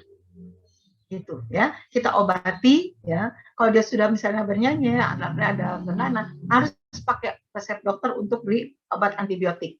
Karena tanpa antibiotik dikhawatirkan ada bakteri, ya, bakteri terutama bakteri yang ini, yang apa namanya anaerob, ya, dia nggak butuh oksigen, dia bisa mendekam di situ, ya, itu harus ditambahkan itu. Tapi yang penting adalah hindari penyebab dia bertambah parah. Mungkin dari Ika ada yang mau ditambahkan? Sudah cukup Ibu. Jawaban dari Ibu. Baik, terima kasih Bu atas jawabannya. Pertanyaan selanjutnya dari Emiral. Jika nenek memiliki riwayat asma, tetapi orang tua tidak memiliki riwayat asma, apakah cucunya ada kemungkinan memiliki riwayat asma? Gimana Ika mau jawab duluan? Iya Bu. Nanti Ibu tinggal. Jika neneknya terkena asma, kemungkinan cucunya juga akan memiliki riwayat asma karena itu adalah penyakit turunan, walaupun orang tuanya tidak memiliki riwayat asma. Apakah dari Ibu ada tambahan? Oke, betul. Ya, dari hukum Mendel itu bisa ya, bahwa kalau neneknya asma, cucunya asma, bukan berarti orang tuanya tidak alergi. Tetapi timbulnya di orang tua bukan asmanya, tapi mungkin tadi bersin-bersinnya, batuknya gitu. Tapi tetap ada alergen alergi orang tua. Tetapi tidak separah. Mungkin si anak kalau tadi mungkin kondisinya kurang bagus, misalnya badannya kurus, nafsu makannya kurang, maka si anak jadi dari cucu lebih cepat munculnya. Tapi si orang tua mungkin karena dia juga jaga badannya bagus, olahraga bagus, dia tidak timbul sebagai asma, tapi dia bisa timbul tadi. Ya, kena debu dia bersin-bersin misalnya gitu ya. Jadi alerginya menurun tetap gitu ya, itu tambahan dari Ibu. Baik, jadi untuk jaga ya. Jadi apa yang bisa menyebabkan asma tadi itu yang dihindari. Itu aja. Baik, terima kasih Bu. Ibu kasih contoh, maaf Ibu kasih contoh. Saya orang asma dingin karena alergi dingin. Ya, jangan minum es yang apa tuh lollipop gitu tuh yang dingin. Kasih apa? Kasih dia es krim yang di cup, yang dari susu. Karena es krim di cup itu makin lama dinginnya hilang. Karena dia akan mencair dan dinginnya hilang. gitu caranya misalnya. Jadi bagaimana kita mencegah? Tapi kalau ada alergi susu ya nggak boleh. Ya. Baik, terima kasih Bu. Pertanyaan selanjutnya dari Putri. Tadi kan sudah dijelaskan jika memakai jam tangan terlalu menekan itu bisa menimbulkan alergi. Nah, biasanya hal itu juga terjadi ketika menggunakan celana terlalu ketat di bagian karet yang menekan. Itu biasanya kan setelah memakainya akan timbul gatal dan bentol. Apakah itu juga sebuah alergi? Betul, itu alergi dari latex. Jadi dalam celana itu kan ada bahan karetnya.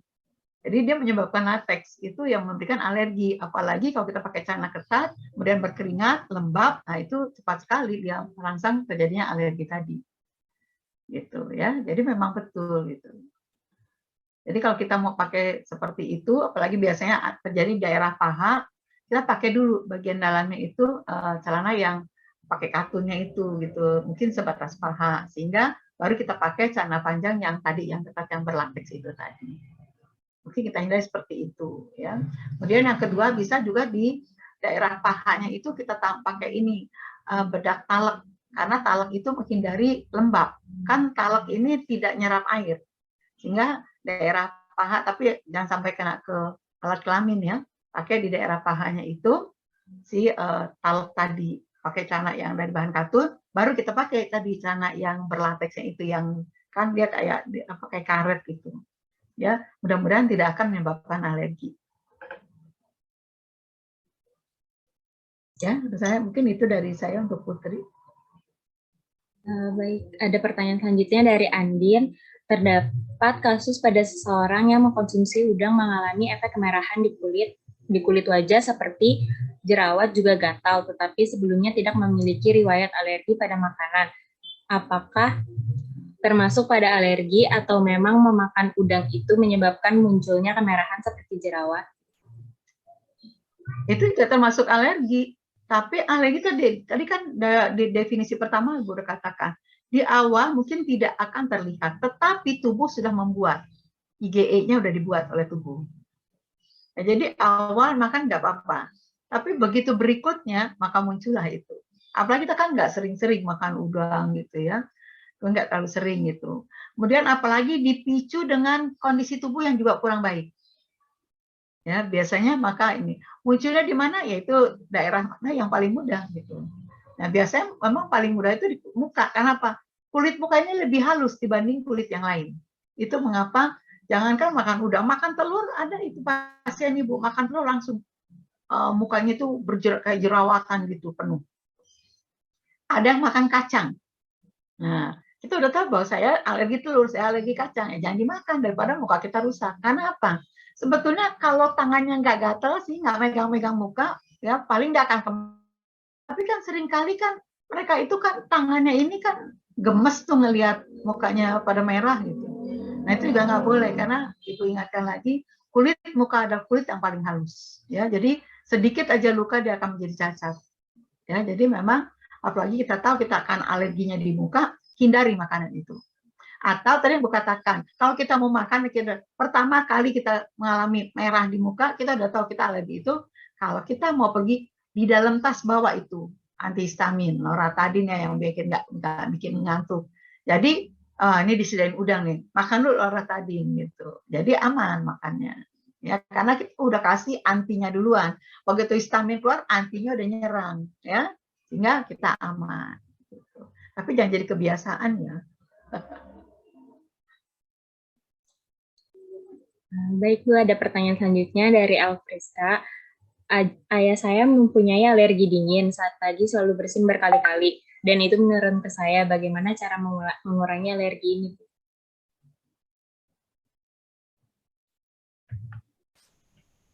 Ya, caranya hindari udara dinginnya, ya. Jadi kalau kita keluar dalam kondisi dingin, pakailah misalnya jaket, ya, dipakein shawl gitu supaya kita tidak dinginan atau pakai sarung tangan, ya. Karena memang itu cara pencegahannya. Minum air panas atau teh panas gitu ya, itu juga salah satu cara pencegahan. Karena memang tadi Bu udah katakan alergi tidak bisa dihilangkan. Ya, dia akan turun dan terus ya. Dan biasanya bersin itu berkali-kali, bisa sampai 10 kali. Karena termasuk ibu-ibu juga alergi dingin. Ya. Jadi pernah ibu ke Bromo ikut itu, pernah udah pakai segitu tebalnya, ternyata muncul juga. Ini di muka bentol-bentol, ya, biduran. Ya. Ibu terus begitu turun, ibu cari warung, ibu beli teh manis panas. Sambil tangannya megang-megang, terus tempel-tempel ke muka, ya supaya jadi panas. Minum air panas, alhamdulillah hilang. Gitu. Jadi cara pencegahannya, hindari udara dingin. Masih untuk kalau cuma sampai bersin. Dikhawatirkan tadi ke arah asma. Karena kan tadi udah dingin itu tadi bisa menyebabkan terjadinya sekresi yang banyak dari ini terus udem, ya, penyempitan saluran pernafasan, itu yang dikhawatirkan.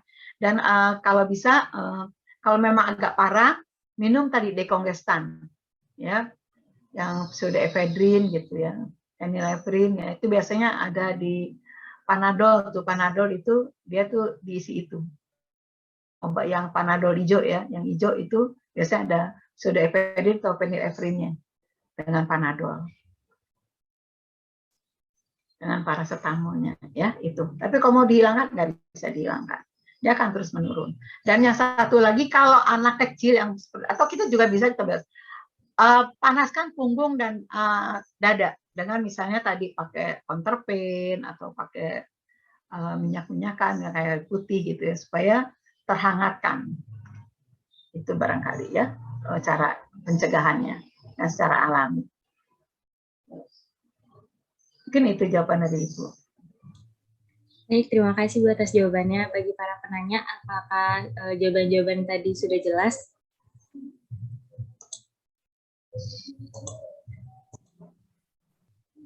Jika sudah jelas, saya lanjut. Saya cukupkan sesi tanya jawab ini. Sebelum menutup acara hari ini, saya dan rekan saya, Nesa Nisa, mau mengajak teman-teman untuk bermain game.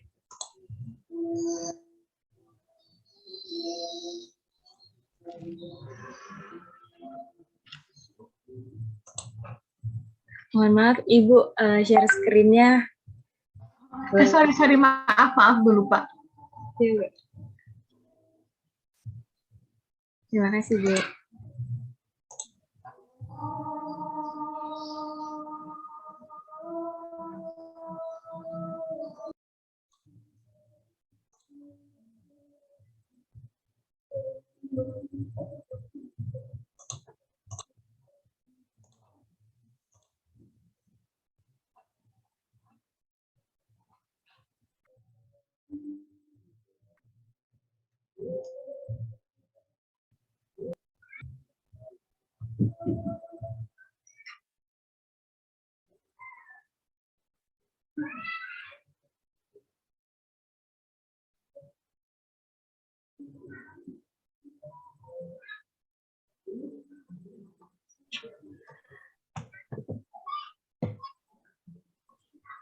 Yang bisa ikutan join kuis, join linknya ada di layar dan ada di kolom chat ya.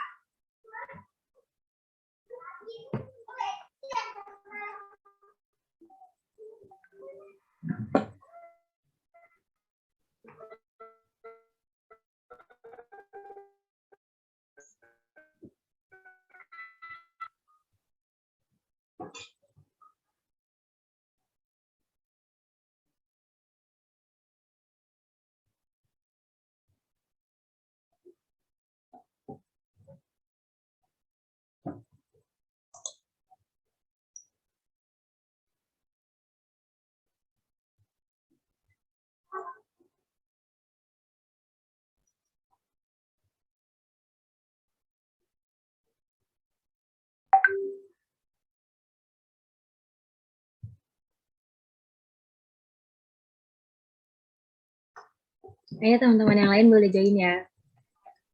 Gamesnya berhadiah loh teman-teman. Ayo ikutan.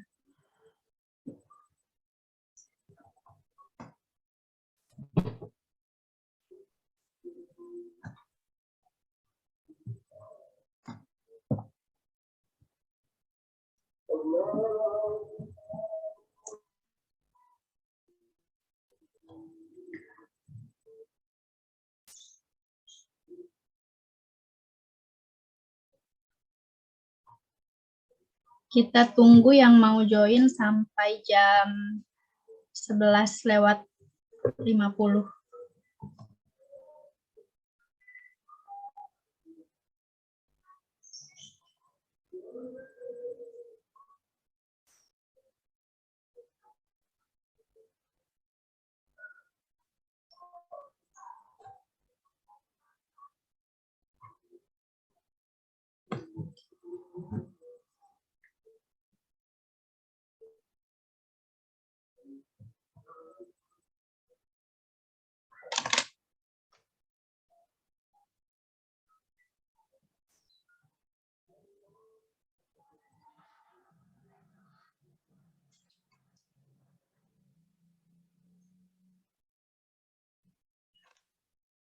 Sudah 20 orang yang ikutan. 21 tambah lagi.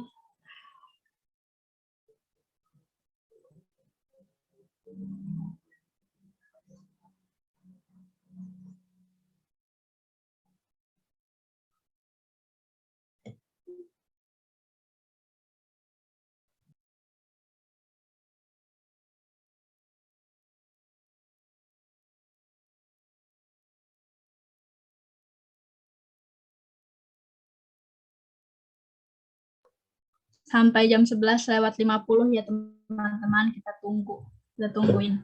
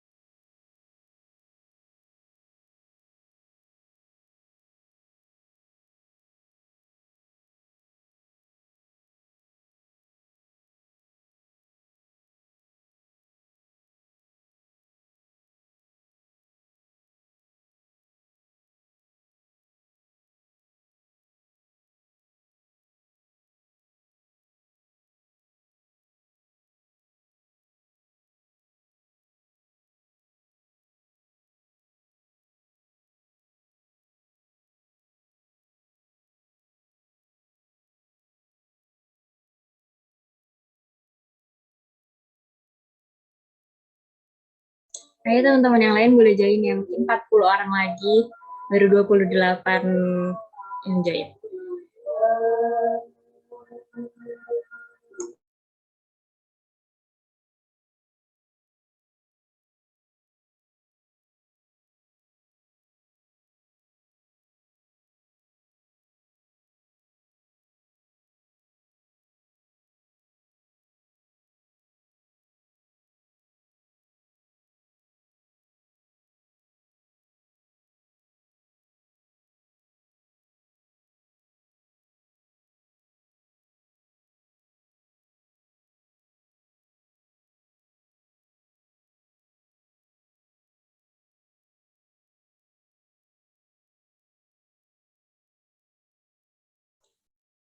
Ayo teman-teman join ya, gamenya ada hadiahnya loh. 2 menit lagi ya, kuisnya dimulai.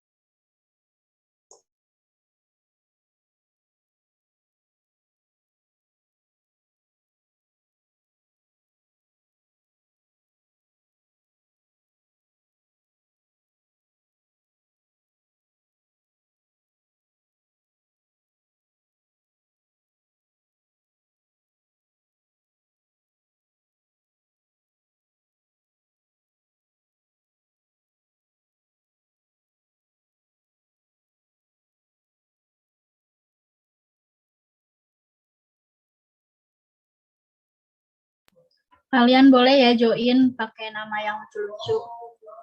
Tadi dilihat juga ada BTS tuh kayaknya yang join.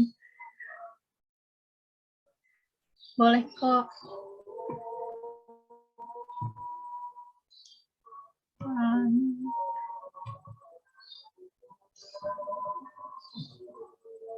Ayo Kak, dimulai aja Kak kuisnya. Sudah jam 11:50. Kita mulai ya.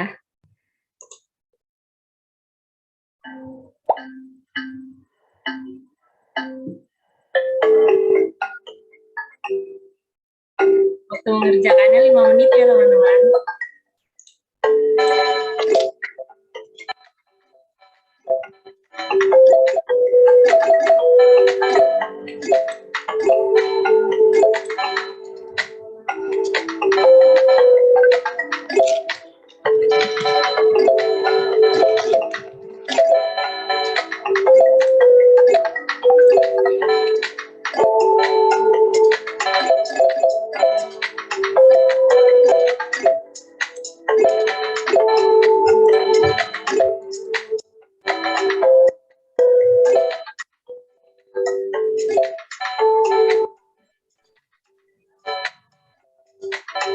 Di posisi pertama ada Jimin, yang kedua DP, yang ketiga ada Yesenia Eliana.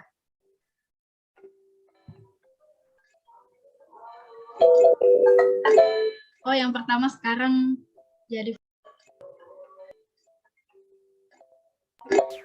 dibalap lagi oleh Yesenia Eliana. BTS-nya pinter-pinter ya. Ya, member BTS-nya berdua dong ya yang join ya. Kayaknya. Buat teman-teman yang ngedengerin tadi dari materi pertama sampai materi kedua, pasti gampang-gampang deh kayaknya.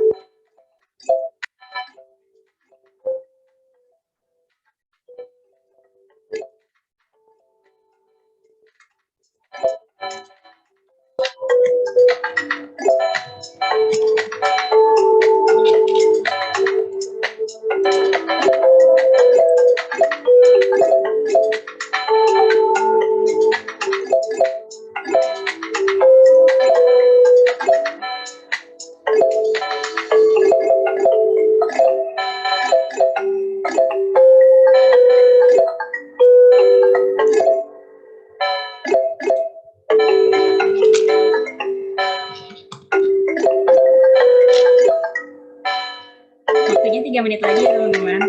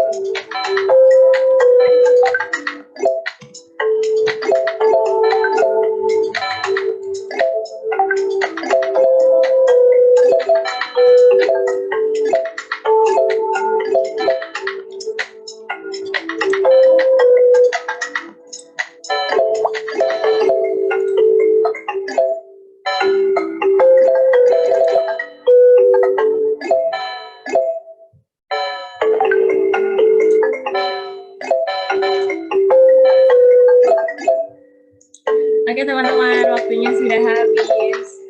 CN ya.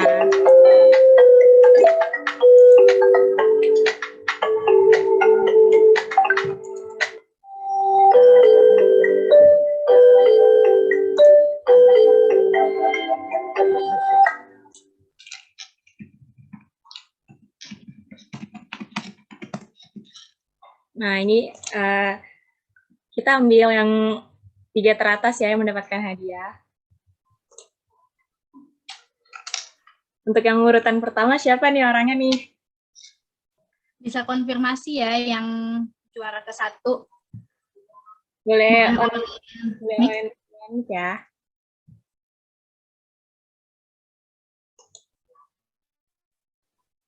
Saya Kak. Siapa tuh? Siapa itu? Robi Kak. Oke. Oh, ya. Oke, Robi, nanti boleh konfirmasi buat klaim hadiahnya ke admin yang ada di grup ya. Oke Kak. Terima kasih.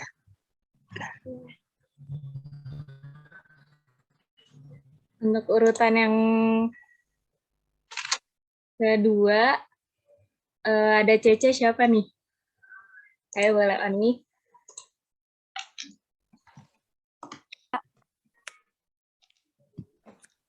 Oke, nanti boleh klaim hadiahnya juga ya ke admin yang ada di grup. Iya. Selanjutnya ada Zahra. Boleh konfirmasi. Ini.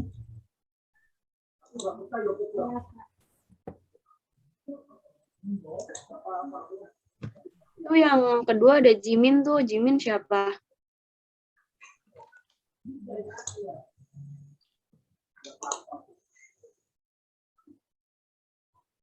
Jimin siapa tuh?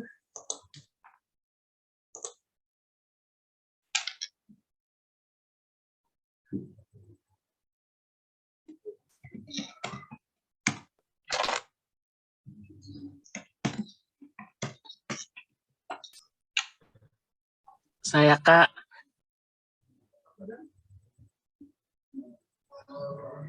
Nanti bisa klaim hadiahnya juga ya. Hubungi admin yang ada di grup. Baik. Selamat kepada para pemenang. Selamat kepada para pemenang yang mendapatkan door prize.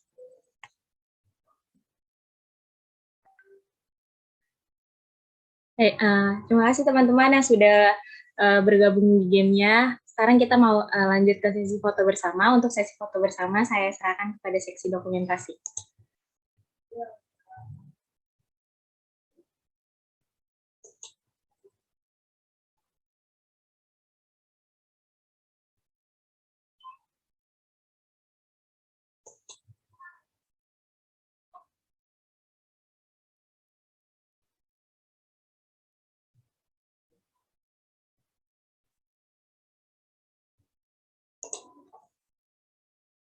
Mohon maaf teman-teman, sebelum dokumentasi, teman-teman boleh absen, mengisi link absensi.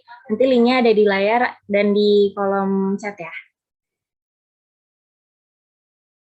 Link absen dibuka sampai pukul 13 ya teman-teman. Jangan lupa absen karena mengisi link absensi syarat untuk mendapatkan sertifikat.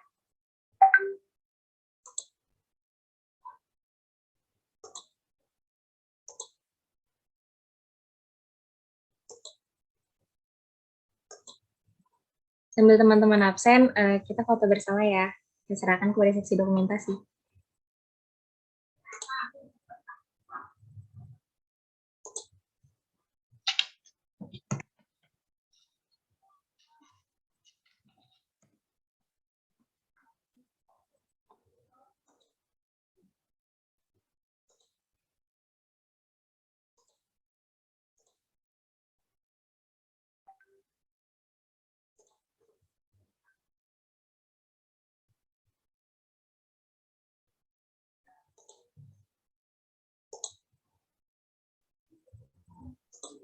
Ya, baik. Untuk seluruh peserta dimohon untuk open kamera ya, karena akan dilakukan sesi foto bersama.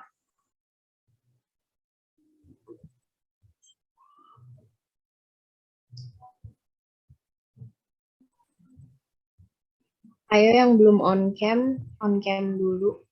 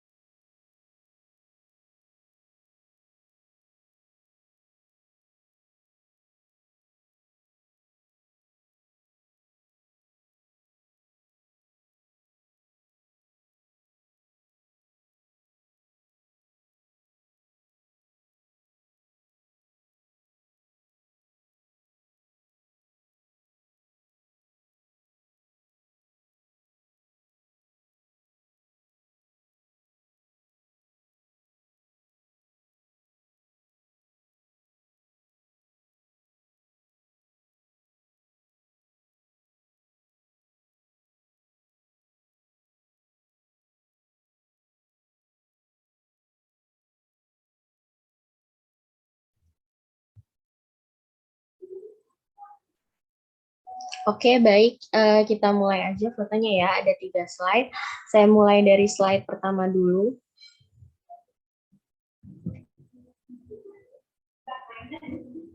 Satu, dua, tiga.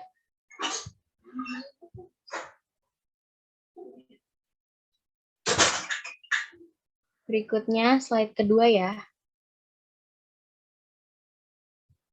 1, 2, 3. Selanjutnya slide ketiga. 1, 2, 3. Ya, baik, sudah sesi foto bersamanya. Saya kembalikan kepada MC. Baik, terima kasih sesi dokumentasi. Tibalah kita di penghujung acara. Saya mewakili panitia acara hari ini mengucapkan terima kasih kepada para peserta atas kehadirannya. Mohon maaf apabila banyak kekurangan dalam acara ini. Semoga ilmu yang dibagikan dapat bermanfaat. Saya tutup dan saya akhiri acara hari ini. Kami pamit. Wassalamualaikum warahmatullahi wabarakatuh. Waalaikumsalam warahmatullahi wabarakatuh. Waalaikumsalam.